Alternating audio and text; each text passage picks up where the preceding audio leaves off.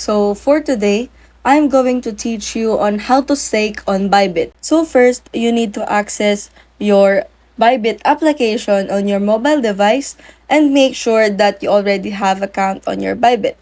So first, once you already clicked or access your account, you will see this page, and once you're in, you can see a bunch of options right here.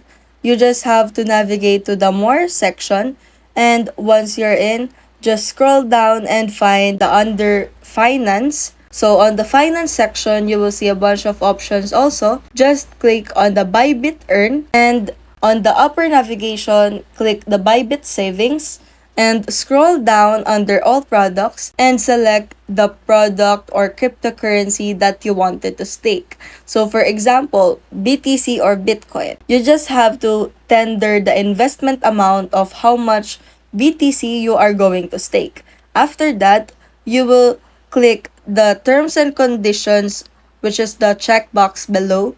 And once you click on that, if you have enough BTC, you will be able to click the Stake Now button below.